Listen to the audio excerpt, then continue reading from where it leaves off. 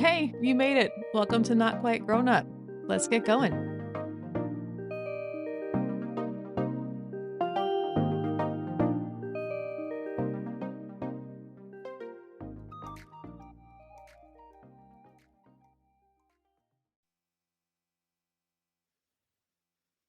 One of my least favorite things about summer is that it somehow makes my ADHD symptoms feel, I guess, louder, more intense. It's just another layer of insanity on top of everything else, which is honestly just rude. Because I'm already the, where are my keys? Why did I come in here? How is it 4:17 already kind of person? And then you add this whole layer of like loosey goosey summer vibes. And now I can't remember which camp my child is at or what time it closes and when I need to be there to pick him up, which is a problem, obviously, as a parent. For the record, my husband does remember, but it's hard when it's my day to pick him up. Welcome back to Not Quite Grown Up. I'm Caitlin, and this is the podcast for moms who are just trying to keep it together every day with their watered down iced coffee and, I don't know, vibes. This is my Sane Mom Summer series, which is basically just me trying to make the season more livable for me, and a lot less like some sort of personality test that I've failed. If you are new to the party, episode 1 in this series was about kind of lowering the standard for what summer needs to be. Episode 2 was about confidence. 3 was about not letting the internet kind of dictate what your summer is supposed to be. But today I'm talking about my ADHD, probably yours too if you have it, in summer mode. Because when that structure that you need disappears, a lot of brains kind of go haywire, right?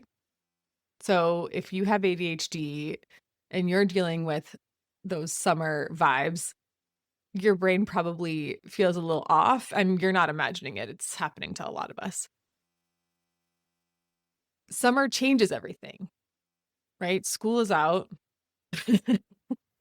Problem number 1. Routines are loosened. Meals start to happen at weird times. Bedtime gets pushed back and forth and gets just fuzzy in general, especially if you're going on trips. Every day just starts to feel a little bit more unanchored. And that's annoying for everyone, right? Or can be. But for someone like me with an ADHD brain, and again, someone else with ADHD, probably like you, it sort of feels like whatever supports normally hold the day together kind of vanished once that final school bell rang. So for me, my tendency is to forget the things that I told myself to do 3 minutes ago, or start 5 things, finish none of them, or I don't know, lose track of time in a way that makes my husband absolutely insane and other people find incredibly rude. Somehow feel bored and overstimulated at the same time. That's a fun one.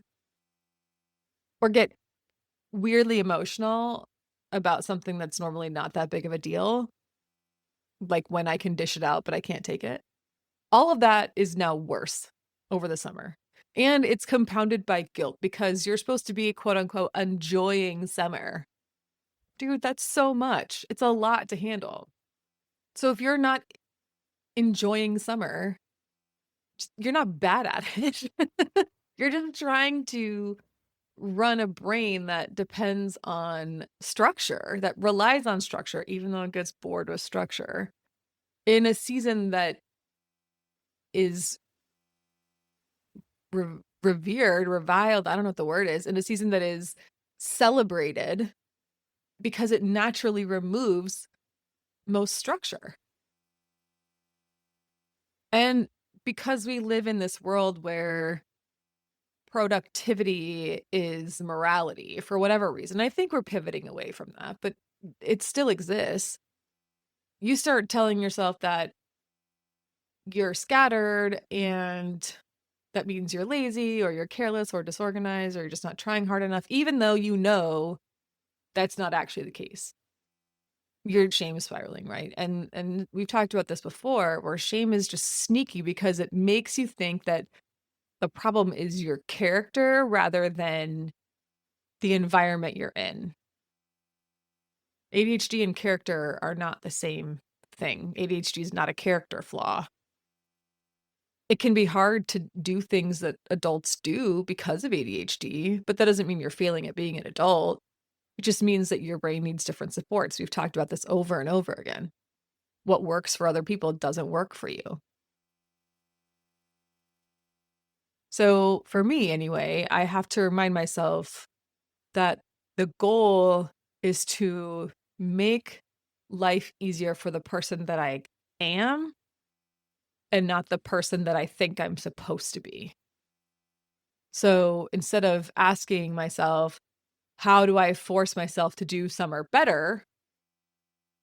It's what would help my brain function better in this summer season? I think that's a much saner question. It's kinder, right? It's a nicer question because anyone with ADHD already feels shame all the time. You're always feeling that way. And if you have ADHD, you know that you can't shame yourself into being more organized or less reactive. But over time, you can train yourself to come from a place of acceptance, right? Because that's when you can start building the kind of supports that actually work for yourself. And I heard this on a podcast. It was Amanda Knox in an interview, and she was saying that when she was dealing with her ordeal being in Italian prison, she accepted where she was. And I think a lot of people equate acceptance with giving up. And she was very clear about saying acceptance doesn't mean giving up. It just means facing the reality of where I was and knowing that when I understood the reality of where I was, I could take the next step forward. And I think that's what I'm talking about here is coming from a place of acceptance and understanding that summer is a space and a time where your routines are messed up and your brain is going to be fuzzier than normal. And then creating additional supports around yourself. So some of those additional supports, for me anyway, look like simplifying things, fewer moving parts. It's already a crazy time. Again, I just told you, sometimes I don't remember which camp my son is at, and he's at the same one for the remainder of the summer. Like I have to think about where he is. So even that change in structure has thrown me. So as many parts that I can hold stationary, I'm going to. Fewer moving parts. Visible reminders. If it has to exist in my brain only, it will not stay there. It will be gone 12 minutes later. So doing random things to help yourself remember. For example, if I lock the door at my house when I leave, I will say, "Ooh, I locked the door," or "Ooh, I closed the garage." Something silly. Sometimes if I'm sitting at my desk and I think of something and I need to remember it later, I'll pick up something off my desk and I'll throw it into the middle of the floor so that when I turn around, there's something on the floor. And I'm like, why is that thing on the floor? Why is there a pen on the floor in the middle of this giant carpet? And then I'm like, oh wait, it's because I needed to remember that one thing. Visual reminders are helpful. And I don't just mean like sticky notes. Those help, but if you cover them up, they disappear, right? Don't do that. Building any kind of external structure whenever I can. So maybe that's a loose rhythm for the day or recurring meal plans. Even that might help, right? Taco Tuesday. Come up with something that's going to hold a little bit of structure in place for you.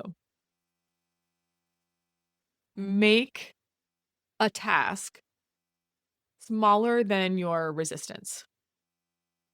So, cleaning the kitchen, for example, if that feels impossible, maybe the first step is empty the dish rack. Like the clean, dry dishes that I stack there when I'm emptying the dishwasher, maybe the first step is just put the dish rack dishes away.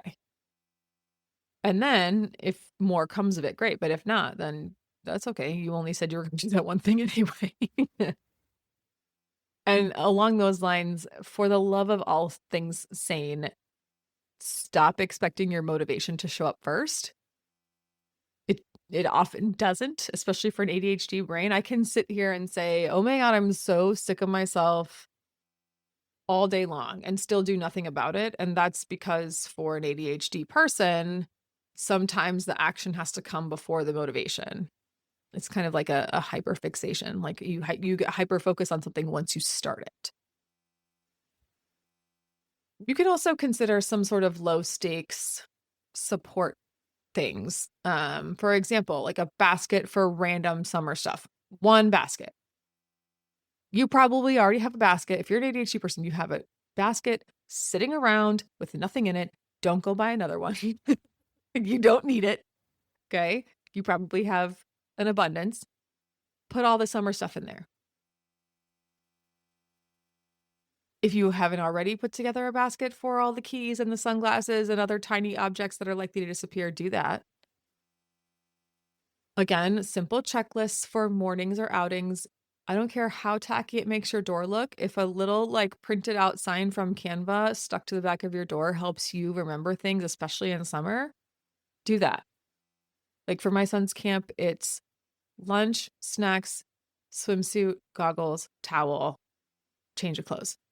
That's very different from the school day routine. So I've had to write those things down and put them on sticky notes in places where I'll see them. If you're home with your kids, snack bins so that they can go get their own snack.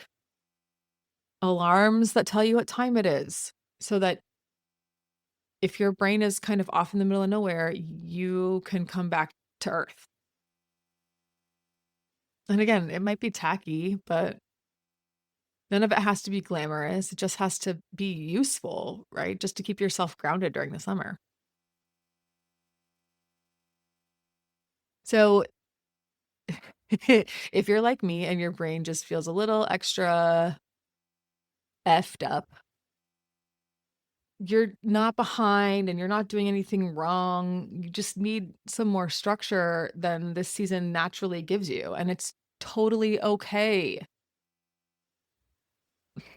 That's the whole point of a Sane Mom Summer. It's not to pretend that things are easy. It's just to see what in your life is making things more difficult and then make some thoughtful changes and decisions so that you're not fighting with yourself all day long. Next time we come together, first of all, I hope that was a nice ADHD refresher. It's just been on my mind. But next time we're talking about back to school and going back to school without the meltdown for mom. Because summer, yes, is chaotic for sure. But so is that pivot back to the school year, and that's its own special kind of hellish chaos. Anyway, join us for that. Join me for that. Love you, mean it. See you next time. Bye. Hey, thanks for listening to Not Quite Grown Up. Head over to notquitegrownup.com to stay up to date with the show and join the community. Or you can follow me on Threads and Instagram at not_quite_grownup. And don't forget to rate, review, and subscribe for more Not Quite Grown Up stories. Love you, mean it.